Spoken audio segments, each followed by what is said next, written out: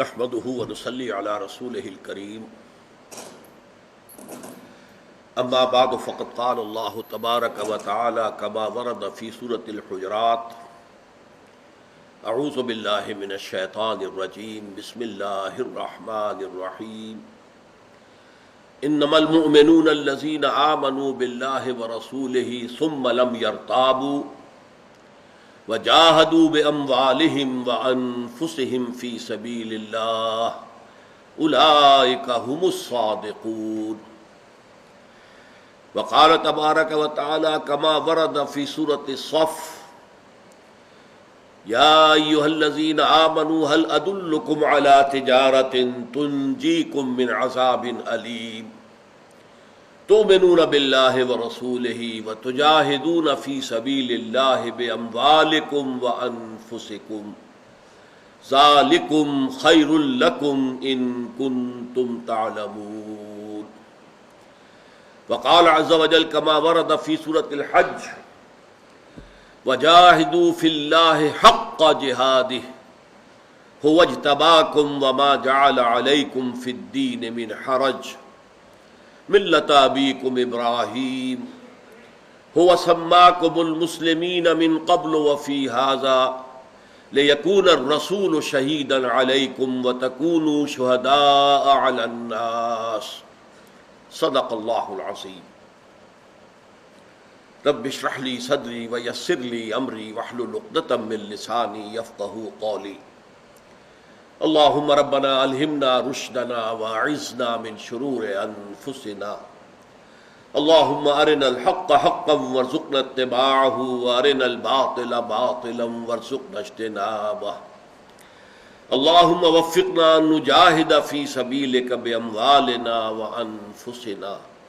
اللهم ارزقنا شهادة في سبيلك آمین یا رب العالمین.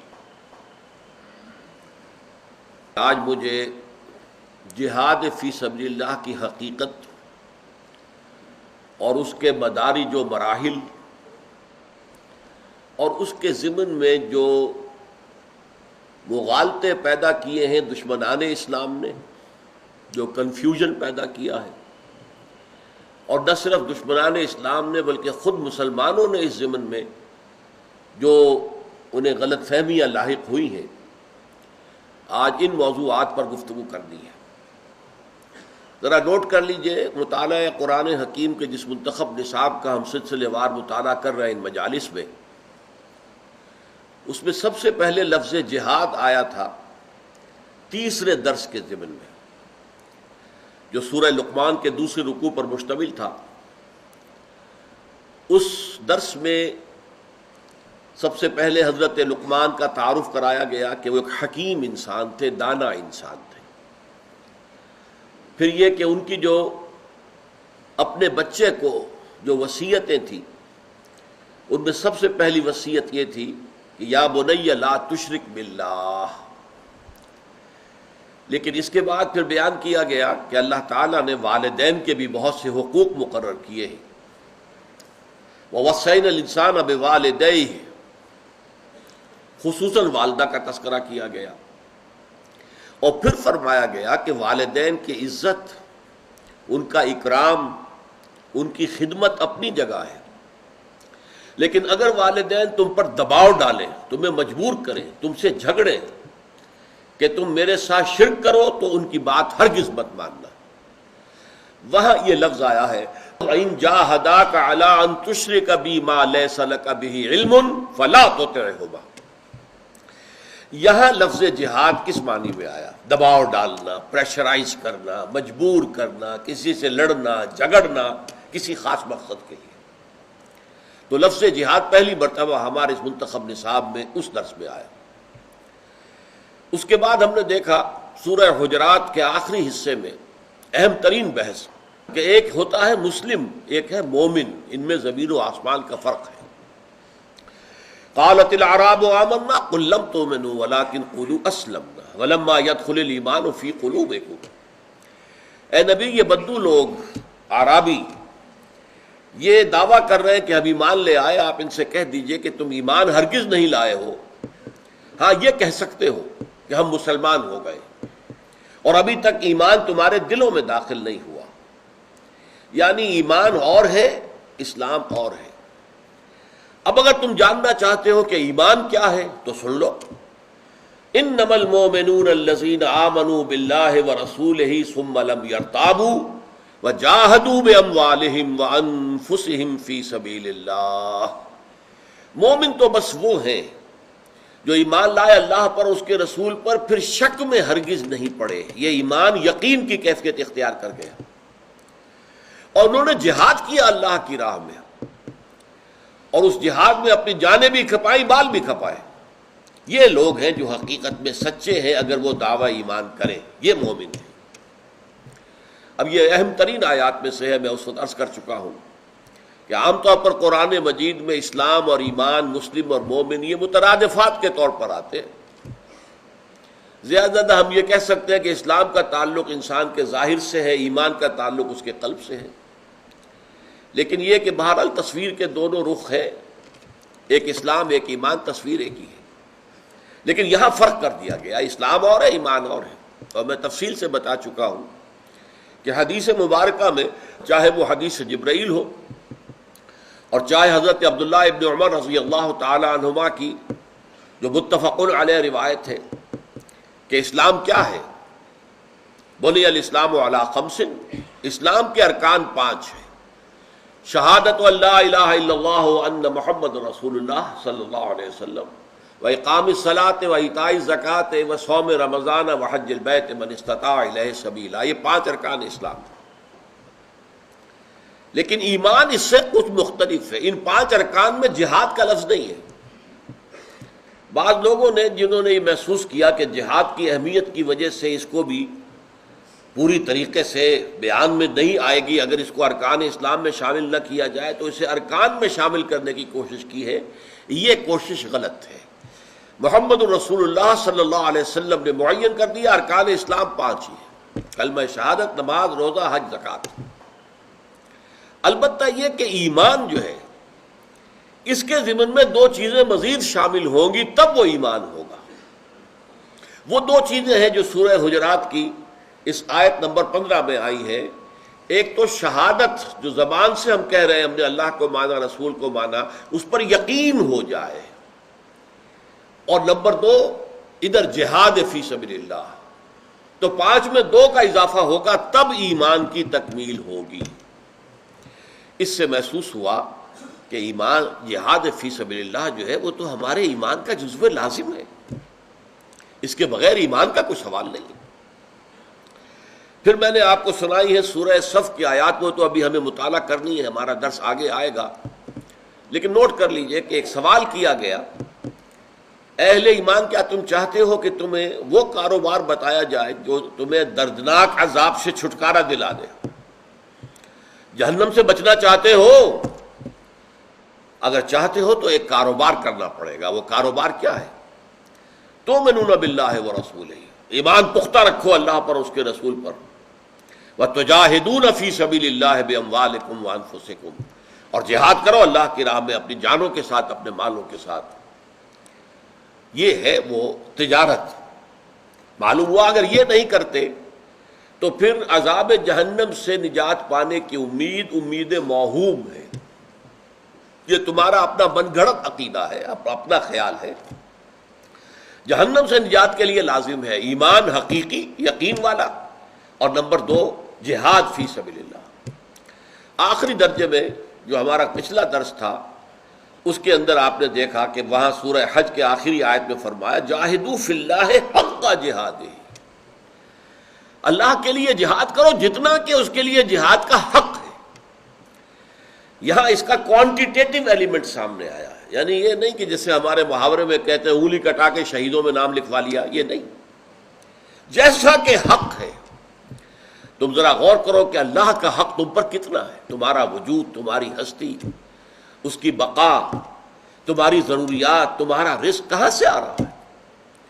اللہ تعالیٰ کے تم پر جو حقوق ہیں ان کا کوئی تصور کر سکتے ہو؟ تو جتنا اللہ کا حق ہے اتنا جہاد کرو، اپنے آپ کو ہمتن اس میں لگا دو. اپنے لیے، اپنی زندگی کے لیے، بقا کے لیے کم ترین حصہ صرف رکھو، اپنے وقت کا، اپنی صلاحیت کا، اپنی قوتوں کا، اپنی ذہانت کا، سبسسٹنس لیول تک، تاکہ یہ جان اور جسم کا رشتہ قائم رہے، تبھی تو جہاد ہوگا نا۔ لیکن بقیہ اپنی ساری توانائیاں، ساری قوتیں، ساری ذہانت، ساری صلاحیتیں اللہ کے راہ میں جہاد میں لگا دو۔ اس سے آپ کو اندازہ ہو گیا کہ جہاد کا مضمون کس قدر اہم ہے۔ لیکن اب میں چاہتا ہوں کہ آپ کو بتاؤں اس میں جو دنیا میں کنفیوژن پیدا کیا گیا ہے، اور آج جہاد کا لفظ اور جہادی گروپ اور جہادی تحریکیں عالمی سطح پر یہ ایک گالی بن گئی ہے۔ جسے شدید ترین کنڈم کرنا ہو اسے کہا جائے گا یہ جہادی گروپ ہے، جہادی تعلیم جو ہے تنظیمیں ہیں۔ اس کا سبب کیا ہے؟ دیکھیے، اس میں اگرچہ دشمنوں نے یقیناً رنگ آمیزی کی ہے، نمک مرچ زیادہ لگایا ہے بدنام کرنے کے لیے، لیکن بنیادی طور پر مغالطے خود ہم نے پیدا کیے مسلمانوں نے۔ وہ مغالطے کیا، ان کو اچھی طرح سمجھ لیجئے۔ نمبر ایک، ہم نے جہاد کے معنی کر دیے جنگ، جبکہ آپ کو معلوم ہونا چاہیے، اور میں سمجھتا ہوں کہ آپ کے علم میں ہوگا، جنگ کے لیے قرآن کی اصطلاح ہے قتال۔ سورہ صفی میں فرمایا گیا ہے ان اللہ یحب الذین یقاتلون فی سبیلہ صفا کانہم بنیان مرصوص۔ جنگ کے لیے لفظ قتال، اب قرآن مجید کی اصطلاح ہے جہاد فی سبیل اللہ بھی اور قتال فی سبیل اللہ بھی، ان دونوں کے ایک معنی تو نہیں ہو سکتے۔ میں پہلے بیان کر چکا ہوں استفاء اور اجتباء کے فرق کے ضمن میں کہ کسی زبان کے دو الفاظ بالکل ہم معنی نہیں ہو سکتے، کوئی نہ کوئی باریک فرق ہوگا۔ تو جنگ کے لیے قرآن کی اصطلاح ہے قتال فی سبیل اللہ۔ جہاد جو ہے وہ ابھی ہم دیکھیں گے کہ وہ تو بہت وسیع شے ہے۔ نمبر دو، ظاہر بات ہے کہ جب جہاد کے معنی ہو گئے قتال، جنگ، اور جنگ ہر وقت ہوتی نہیں، لہذا جہاد فرض عین نہیں رہا۔ نماز تو فرض عین ہے، ہر حال میں نماز پڑھنی ہے، بیمار ہے تب بھی پڑھنی ہے، کھڑے نہیں ہو سکتے بیٹھ کر پڑھنی ہے، بیٹھ کر نہیں پڑھ سکتے لیٹ کر پڑھنی ہے، وضو کے لیے پانی نہیں ہے تیمم کرنا ہے، جو بھی شکل ہو نماز پڑھنی فرض عین ہے۔ لیکن جہاد، وہ تو جنگ جب ہوگی تو جہاد ہوگا، اللہ اللہ خیر صلی اللہ، تو وہ ہماری زندگی کا مستقل حصہ ہے ہی نہیں، وہ فرض عین ہے ہی نہیں۔ یہ دوسری بہت بڑی غلطی جس کی وجہ سے کہ جہاد ہمارے ذہنوں سے، ہمارے دینی تصورات سے بالکل باہر نکل گئے۔ نمبر تین، ستم بالائے ستم یہ ہے کہ مسلمان جب بھی جنگ کرے وہ جہاد فی سبیل اللہ ہے۔ حالانکہ ہو سکتا ہے ایک مسلمان حکومت ہے، بادشاہ ہے، ظالم ہے، جابر ہے، فاسق ہے، فاجر ہے، وہ کسی دوسرے ملک پر حملہ کرتا ہے صرف اس لیے کہ اس کی ہم کو حکومت وسیع ہو جائے، مملکت وسیع ہو جائے، اس کو ریونیوز زیادہ ملے، وہ زیادہ بڑے محل بنا سکے، تو کیا یہ جہاد فی سبیل اللہ ہوگا اس لیے کہ مسلمان جنگ کر رہا؟ اس معنی میں جب ہم نے جہاد کو قتال کے ہم معنی کر دیا، وہ ہماری جو ہے فرائض کی فہرست سے خارج، اور جب ہم نے مسلمان کی ہر جنگ کے اوپر جہاد فی سبیل اللہ کا لیبل لگا دیا تو ظاہر بات ہے کہ پھر تو جہاد کو بدنام ہونا ہی تھا۔ وہ بڑے ڈیسپوٹک قسم کے حکمران ہیں اور وہ جہاد کر رہے ہیں، اور جہاد فی سبیل اللہ آپ اسے کہہ رہے ہیں۔ تو اس اعتبار سے پھر دنیا میں یہ لفظ اگر بدنام ہوا ہے تو اس میں یقیناً ہمارے اپنے پیدا کردہ مغالطوں کو زیادہ دخل ہے۔ اب اس تمہید کے بعد میں چاہتا ہوں کہ سب سے پہلے جہاد کے لفظی معنی آپ سمجھیں۔ یہ میں اس سے پہلے بھی ایمان کی بحث میں بھی عرض کر چکا ہوں کہ عربی زبان کے 99,999 فی لاکھ الفاظ ایسے ہیں جن کا ایک سے حرفی مادہ ہوتا ہے، روٹ۔ جیسے درخت کی ایک روٹ ہے، جڑ ہے، اس سے پھر تنا ہے، تنے سے شاخیں ہیں، شاخوں کے اندر پھر پتے لگے ہوئے، پھول ہے۔ تو روٹ جو ہے وہ ہے در حقیقت اصل جان اس درخت کی۔ اگر روٹ کٹ جائے تو آپ کو معلوم ہے کہ پھر سب کچھ ختم ہو جائے گا، پھر تو سوختنی ایندھن بن جائے گا وہ درخت جو ہے، اسے پھر آپ جلا لیجئے لکڑی بنا کر۔ عربی زبان میں سائنٹیفک اعتبار سے یہ ہے کہ جو بھی الفاظ اس روٹ سے بنیں گے ان کا اس روٹ سے تعلق لازماً رہے گا۔ تو نوٹ کر لیجئے کہ جہاد کا روٹ ہے جہد، جیم ہا دال، جہد، اور یہ خوش قسمتی سے اردو میں مستعمل ہے۔ جہد مسلسل، جد و جہد، یہ لفظ ہم استعمال کرتے ہیں۔ جہد کے معنی کیا ہے؟ کوشش، کوشش، کوشش فارسی کا لفظ ہے، جہد عربی کا لفظ ہے، فارسی سے ہم نے اردو میں لے لیا کوشش۔ انگریزی میں کہیں گے to strive for something, کسی چیز کے لیے محنت کرنا، کوشش کرنا، جد و جہد کرنا۔ جہاد کا لفظ اس سے نکلا ہے، لیکن اس میں جو اضافی مفہوم پیدا ہوا ہے وہ یہ ہے کہ کوشش کے مقابلے میں کوشش آ جائے۔ اب ایک شے ہے، آپ بھی حاصل کرنا چاہتے ہیں، میں بھی حاصل کرنا چاہتا ہوں، آپ اپنی سی کوشش کریں گے، میں اپنی سی کوشش کروں گا، یہ جہاد ہوگا۔ یہ گویا کہ دو طرفہ عمل ہے، جہد یک طرفہ ہے، جہاد دو طرفہ ہے، دو فریق ہیں یا دو فرد ہیں یا دو گروہ ہیں یا دو لشکر ہیں، ایک دوسرے کے مقابل میں ہیں، جد و جہد کر رہے ہیں۔ یہ جہد بمقابلہ جہد، اس کو اب کہیں گے عربی زبان میں جہاد، فارسی میں کشاکش، کشاکش۔ میں نے پچھلی مرتبہ بھی وہ شعر سنایا تھا، کشاکش خس و دریا ہے دیدنی کوثر، الجھ رہے ہیں زمانے سے چند دیوانے۔ تو کشاکش، ٹگ آف وار، آپ کو معلوم ہے، رسہ کشی، کہ ایک 11 افراد کی ٹیم ادھر ہے، 11 ادھر ہے، رسہ بیچ میں ہے، وہ ادھر کھینچ رہے ہیں، وہ ادھر کھینچ رہے ہیں، یہ جہاد ہے، یہ کشاکش ہے۔ اور اس کو انگریزی میں کہیں گے اسٹرگل، اس لیے کہ اسٹرگل کے بعد جو لفظ آتا ہے وہ اگینسٹ آتا ہے، struggle against heavy odds, against, معلوم ہوتا ہے مقابلے میں کوئی اور ہے جس کے خلاف اسٹرگل کرنی۔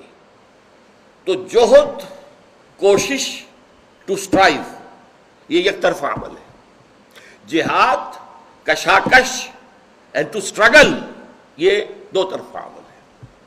اب اسی کو یوں سمجھیے آپ، جہاد کے ہی وزن پر لفظ قتال ہے، اور قتال کا مادہ کیا؟ قتل۔ قتل ایک یک طرفہ عمل ہے، کوئی شخص جا رہا سڑک پر، آپ نے گولی مار دی اس کو، اسے پتہ بھی نہیں تھا، لہذا اس کو کہیں گے قتل۔ ایک یہ ہے کہ دو افراد ایک دوسرے کے مقابلے میں آ جائیں، جیسے یورپ وغیرہ میں، امریکہ میں ڈوئلز ہوتے تھے، اس نے بھی پستول ہاتھ میں لیا ہوا، اس نے بھی پستول ہاتھ میں لیا ہوا، دونوں ایک دوسرے کو مارنے کے درپے۔ یہ جو ہے اب یہ قتال ہو گیا، یہ دو طرفہ عمل ہو گیا۔ قتل یک طرفہ عمل ہے، قتال دو طرفہ عمل ہے، اسی لیے جنگ کے لیے لفظ قتال ہے۔ ظاہر بات ہے کہ دو لشکر جو آمنے سامنے آتے ہیں وہ اسی لیے آتے ہیں، وہ ان کو قتل کرنا چاہتے ہیں، یہ ان کو قتل کرنا چاہتے ہیں۔ تو جیسے جہد سے جہاد بنا، اسی طرح قتل سے قتال بنا۔ اب آج کی گفتگو کا تیسرا مرحلہ دیکھیے، سب سے پہلے یہ نوٹ کیجئے کہ جہاد کی ہمہ گیری کتنی ہے۔ پہلا نقطہ اس میں نوٹ فرمائیں، ہر ذی حیات شے جو بھی دنیا میں ہے وہ مسلسل جہاد میں ہے۔ یہ جو بھی پہاڑ ہے، یہ جو بھی جمادات ہیں، ان کے لیے تو کوئی سٹرگل نہیں ہے۔ لیونگ کریچرز جتنے بھی ہوں گے، ذی حیات، ان کا ایک تصادم چلتا ہے، مقابلہ چلتا ہے، جس کو آپ کہتے ہیں اسٹرگل فار ایگزسٹنس۔ اس لیے کہ ہر ایک کو اپنی زندگی کے لیے کچھ بنیادی ضروریات لازمی ہے جو فراہم ہونی چاہیے، اور اس کے لیے مقابلہ ہوتا ہے، کمپٹیشن ہوتا ہے، ایک دوسرے کے خلاف آ کر جد و جہد ہوتی ہے، اسٹرگل فار ایگزسٹنس۔ اسی پر پھر پورا فلسفہ جو ہے ڈاروین کا، کہ struggle for existence, survival of the fittest, اسی کو جہد للبقاء کہا گیا ہے، اسی کو جہاد زندگانی کہا ہے علامہ اقبال نے، جہاد زندگانی۔ یقین محکم عمل پہم محبت فاتح عالم، جہاد زندگانی میں ہے یہ مردوں کی شمشیریں۔ جہاد زندگی، اسٹرگل فار ایگزسٹنس۔ اب نوٹ کیجئے، جس طرح تمام جاندار جو ہے وہ جہد للبقاء میں، اسٹرگل فار ایگزسٹنس کے اندر لگے ہوئے ہیں، بندہ مومن کو بھی یہ کام کرنا پڑتا ہے اسے بھی کھانے کو چاہیے، اس کو محنت کرنی ہے۔ ایک دکان اس نے کھولی ہے، اس کے مقابلے میں ایک اور آدمی نے دکان اسی چیز کی کھول لی، اب مقابلہ ہو گیا کہ نہیں، مسابقت ہو گئی کہ نہیں؟ میں اپنا نرخ کم کروں، منافع کی جو ہے وہ شرح کم کر دوں تاکہ گاہک میرے پاس آئے، مقابلہ ہو سکتا ہے، دوسرا شاید اس سے بھی آگے نکل جائے، مقابلہ ہو رہا ہے۔ تو یہ مقابلہ جب بندہ مومن کرتا ہے تو اگر اللہ کے احکام کی پابندی کر رہا ہے، کسی حرام میں ملوث نہیں ہوتا، صرف حلال کے ذریعے سے جتنے بھی ذرائع ہیں، اس جہد للبقاء کے لیے وہ جد و جہد جو کر رہا ہے وہ حلال ذرائع سے کر رہا ہے، تو اس کا یہ عمل بھی عبادت کے درجے میں ہے، اس میں بھی ثواب ہے، اور اس کے لیے بھی ہم کہہ سکتے ہیں کہ اس کے لیے اسے اللہ تعالیٰ کے ہاں بہت بڑا اجر و ثواب ملے گا۔ القاسم و حبیب اللہ، حضور نے فرمایا صلی اللہ علیہ وسلم کہ رزق حلال کمانے کی کوشش کرنے والا اللہ کا دوست ہے، اللہ کا حبیب ہے، اللہ کا چہیتا ہے، لاڈلا ہے۔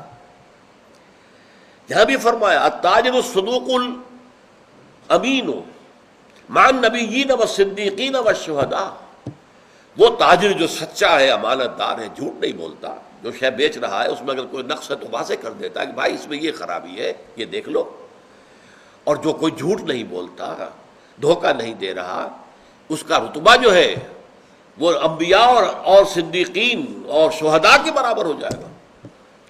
تو یہ بھی اونچے مراتب ہیں۔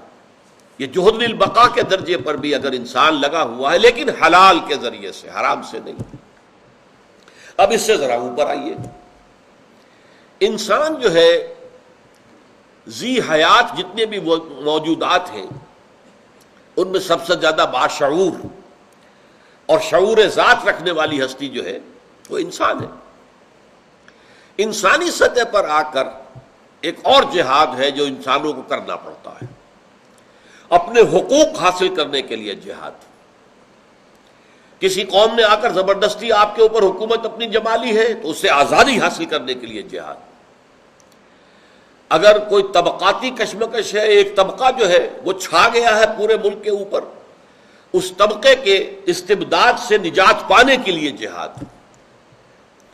یہ جہاد جو ہے اسے ہم کہیں گے جہاد فی سبیل الحقوق، حقوق کے حاصل کرنے کے لیے جہاد، اور یہ بھی جائز جہاد ہے۔ جیسے جہد للبقاء، اپنی بقا کے لیے، معاش حاصل کرنے کے لیے جد و جہد جو ہے اور اس میں مقابلہ اور مسابقت بھی ہے، تو جہاد زندگانی جائز جہاد ہے، اور اس میں اگر جائز راستوں پر انسان قناعت کرتا ہے، ناجائز میں ملوث نہیں ہوتا، تو بہت بڑے اجر و ثواب کا وعدہ ہے۔ اسی طرح ایک مسلمان قوم اگر آزادی حاصل کرنے کے لیے جہاد کر رہی ہے، کسی غاصب قوم کے خلاف، کسی حاکم قوم کے خلاف، کسی جابر قوم کے خلاف، تو یہ بھی جائز جہاد ہے۔ ہاں یہ مسلمان جب یہ جد و جہد کرے گا تو کسی حرام طریقے میں ملوث نہیں ہوگا، جائز طریقوں سے جد و جہد کرے گا۔ لیکن یہ جد و جہد بھی عام ہے، آخر ہندوؤں نے بھی جہاد آزادی میں حصہ لیا، انگریز کی غلامی سے نجات پانے کے لیے۔ پوری دنیا میں یہ جو یورپین کولونیلزم تھا اس سے نجات حاصل کرنے کے لیے افریقہ کے ممالک تو اکثر و بیشتر جو ہے وہ عیسائی تھے، انہوں نے بھی جہاد کیا، جہاد حریت۔ یہ نیلسن منڈیلا جو اتنا مشہور ہو گیا ہے، کیوں؟ کون تھا وہ؟ مجاہد حریت تھا، کہ یہ جو گوری چمڑی کے لوگ جو ہیں ہم پر حاکم بن کر بیٹھ گئے، یہ معاملہ ختم ہونا چاہیے، انسانی مساوات ہونی چاہیے۔ یا کشمیر میں اگر وہاں کا مسلمان جد و جہد کرے کہ ہم نہیں رہنا چاہتے ہندوستان کے ساتھ، ایک غالب ہندو اکثریت کے ساتھ ہم نہیں رہنا چاہتے، ہم آزاد ہونا چاہتے ہیں، خود اختیاری جسے کہتے ہیں، سیلف ڈٹرمینیشن، یہ بھی جہاد ہے، جہاد حریت ہے۔ یہاں پر یہ ہے کہ ہم گڈمڈ نہ کر دیں، جہاد فی سبیل اللہ جو ہے وہ ابھی آگے چل کر آئے گا۔ جہاد فی سبیل الحیات، زندہ رہنے کے لیے جہاد، جہاد زندگانی، یہ بھی جہاد ہے۔ جہاد فی سبیل الحقوق، جہاد فی سبیل الحریت، آزادی کے لیے جہاد، یہ بھی جہاد ہے، یہ بھی جائز جہاد ہے۔ اور مسلمان جب اس جد و جہد کے اندر جان دے دیتا ہے تو بھی وہ شہید ہوگا، اللہ تعالیٰ کے ہاں اس کا رتبہ جو ہے شہادت کا ہوگا۔ کیوں؟ اس لیے کہ اس نے اپنے جائز حق کے حصول کے لیے اس نے جو ہے فرض کیجئے جنگ کی ہے، جد و جہد کی ہے، کوئی عوامی تحریک چلائی ہے، جلوس نکالا ہے، اس میں گولی چلی ہے، اس کی جان چلی گئی ہے، تو انہیں جائز مقصد کے لیے اور جائز ذریعوں سے جد و جہد کی ہے تو وہ بھی مجاہد ہے، لیکن مجاہد فی سبیل الحریت، اسے مجاہد فی سبیل اللہ نہ کہیے، یہ گڑبڑ کر دینے والی بات ہے۔ آزادی کے لیے آپ کو معلوم ہے کہ آج بھی فلپائنس کے اندر مسلمان جو ہے مورو مسلمز وہ جد و جہد کر رہے ہیں اپنی خود اختیاری کے لیے۔ چچنیا میں مسلمان جد و جہد کر رہا ہے کہ ہم روس کے ساتھ نہیں رہنا چاہتے، ہمارا اپنا ایک ملک ہے، ہمارا ایک آزاد ہے، ہماری اکثریت ہے، ہمیں آزادی ملنی چاہیے۔ تو یہ سب کیا ہے؟ یہ جہاد حریت ہے۔ اسی کی ایک مثال تھی جو 50s کا دور تھا، 1950 سے 60 کے لگ بھگ تک الجزائر میں ایک زبردست جو ہے جد و جہد ہو رہی تھی فرانس سے آزادی حاصل کرنے کے لیے۔ اس زمانے میں میں ساہیوال میں تھا اور جماعت اسلامی کا جو لوکل چیپٹر تھا، جب شاخ تھی وہاں میں اس کا امیر تھا۔ ایک وفد آیا تھا الجزائر سے چندہ جمع کرنے کے لیے، اپنے اس جہاد کے لیے، اپنی اس جد و جہد کے لیے مالی مدد فراہم کرنے کے لیے۔ 2 افراد تھے، ایک تو تھے کرنل عودہ، وہ تو تھے کلین شیف تھے جیسے ہوتے ہیں عام طور پر فوجی۔ ایک ان کے ساتھ تھے علامہ بشیر الابراہیمی الجزائری، بہت بڑی علمی اور دینی شخصیت۔ جلسہ ہوا، بہت زبردست تقریر کی، جہاد فی سبیل اللہ کے موضوع پر تقریر کی علامہ بشیر الابراہیمی الجزائری نے۔ بڑا جوش و خروش پیدا ہو گیا کہ جہاد فی سبیل اللہ ہو رہا ہے، جیسے ابھی کچھ عرصے پہلے افغانستان میں روسیوں کے خلاف جہاد ہو رہا تھا تو وہ جہاد فی سبیل اللہ کا پوری دنیا کے اندر ڈنکا بج گیا۔ ایسے ہی اس وقت ہمارے اندر وہی جوش پیدا ہو گیا، پیسے جمع کیے گئے، کمیٹی بنائی گئی، اس کا میں صدر تھا، پورے شہر سے پیسہ جمع کیا، ان کو جو بھی خدمت ہم کر سکے کی ان کی۔ لیکن عجیب بات کیا ہوئی، جب وہ جہاد کامیاب ہوا تو اس کے نتیجے میں ایک سوشلسٹ ریاست قائم ہو گئی۔ یہ بات سمجھ میں نہیں آئی، جہاد فی سبیل اللہ کے نتیجے میں تو اسلامی ریاست قائم ہونی چاہیے تھی۔ اگر وہ جہاد فی سبیل اللہ تھا تو اس کے نتیجے میں تو لازماً آپ آم کا درخت ہے تو آم لگنا چاہیے تھا، اس میں نیمبو کیسے لگ گیا؟ یا نیم کی نمولی کیسے لگ گئی؟ آم کے درخت میں تو آم لگنا چاہیے، نیم کے درخت میں نیم کی نمولی لگنی چاہیے۔ تو اگر یہ جہاد فی سبیل اللہ تھا تو اس کے نتیجے میں ایک اسلامی ریاست قائم ہونی چاہیے تھی، نہ یہ کہ ایک سوشلسٹ ریاست۔ اسی وقت سے یہ بات مجھ پر واضح ہو گئی کہ یہ 2 چیزیں علیحدہ علیحدہ ہیں، انہیں گڑبڑ نہیں کرنا چاہیے۔ ایک جہاد فی سبیل الحقوق ہے، جہاد فی سبیل الحریت ہے، جہاد ہے خود اختیاری کے لیے، سیلف ڈٹرمینیشن کے لیے، آزادی حاصل کرنے کے لیے۔ اور جیسے جہاد زندگی تمام ذی حیات جتنے بھی کریچرز ہیں، مخلوقات ہیں، ان سب میں مشترک چیز ہے، اسی طرح جہاد حریت بھی تمام انسانوں میں مشترک ہے، وہ ہندو ہو، وہ عیسائی ہو، وہ پارسی ہو، وہ کوئی بھی ہو۔ اب آپ کو معلوم ہے کتنے عرصے تک کوشش کی ہے سکھوں نے، وہ خود اختیاری، ہم چاہتے ہیں ہماری علیحدہ ریاست ہو، یہ دوسری بات ہے کہ ان کو کچل دیا گیا، بات ختم ہو گئی۔ لیکن یہ جہاد جاری رہتا ہے دنیا میں، لیکن یہ جہاد حریت ہے، فی سبیل الحقوق ہے۔ اس کو جہاد فی سبیل اللہ ہم اس لیے قرار دیتے ہیں کہ وہی غلطی کہ مسلمان جب جنگ کرے گا وہ جہاد ہو جائے گا، جہاد فی سبیل اللہ ہو جائے گا۔ اس مغالطے نے در حقیقت پھر جہاد فی سبیل اللہ کی مقدس اصطلاح کو بدنام کیا ہے۔ ابھی یہ مضمون اگلی نشست میں انشاءاللہ جاری رہے گا۔ بارک اللہ لی ولکم فی القرآن العظیم ونفعنی وإیاکم بالآیات والذکر الحکیم۔